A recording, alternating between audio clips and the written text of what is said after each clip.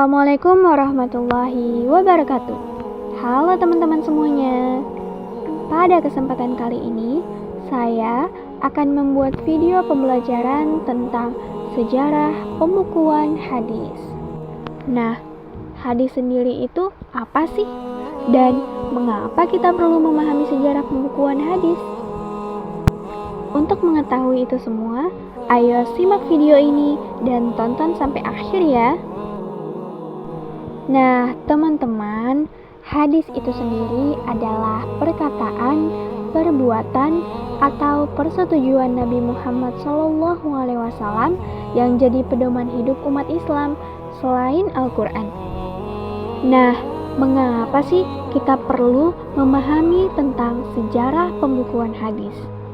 Jadi begini teman-teman, kita perlu memahami sejarah pembukuan hadis karena hadis sendiri adalah sumber hukum Islam kedua setelah Al-Quran.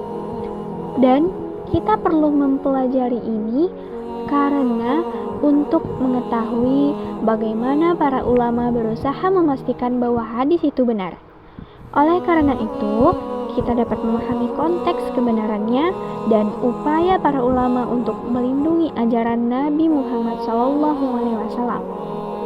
Selain itu, dengan memahami dan mempelajari sejarah pembukuan hadis, ini akan mencegah orang-orang akan tertipu dengan hadis palsu. Nah, mari kita masuk ke materinya teman-teman. Di masa era Rasulullah SAW, hadis belum ditulis secara sistematis. Namun, di masa itu, sahabat-sahabat Nabi memang ada beberapa yang mencatat hadis Rasulullah. Namun, catatan-catatan tersebut hanya sebagai koleksi pribadi, tidak disebarluaskan sebagai buku pedoman. Pada masa ini, para sahabat lebih banyak menghafal hadis sebagai bagian dari tradisi lisan. Nah, kita masuk ke masa Khalifah Abu Bakar dan Umar bin Khattab.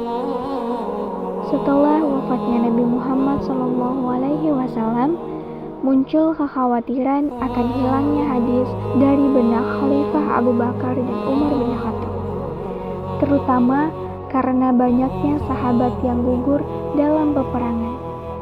Namun, pada masa Khalifah Abu Bakar dan Umar bin Khattab ini, pembukuan hadis belum dilakukan secara luas karena mereka masih berhati-hati agar hadis tidak bercampur dengan Al-Quran. Karena sebelumnya pada era Rasulullah SAW, ia pernah melarang pembukuan hadis karena ia khawatir hadis dan Al-Quran akan tercampur. Sekarang kita masuk ke masa Khalifah Utsman bin Affan dan Ali bin Abi Thalib.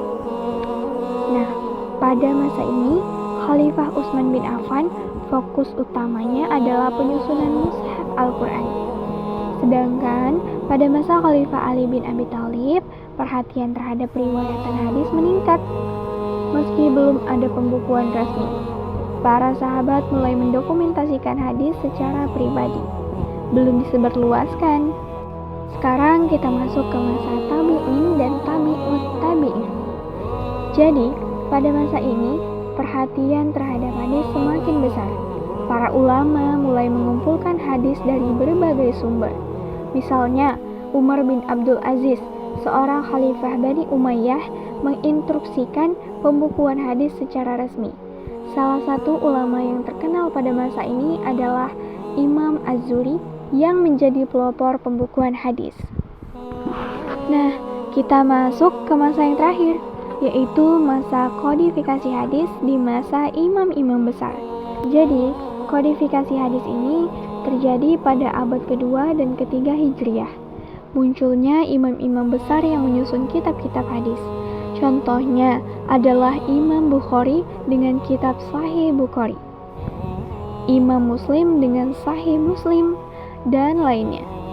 Kitab-kitab ini disusun dengan metode ilmiah yang sangat ketat untuk memastikan keabsahan hadis tersebut. Baik teman-teman, demikianlah video pembelajaran tentang sejarah pembukuan hadis dari masa Nabi hingga para ulama besar. Hal ini menunjukkan betapa pentingnya menjaga keaslian ajaran Nabi Muhammad SAW. Wassalamualaikum warahmatullahi wabarakatuh. Bye-bye semuanya.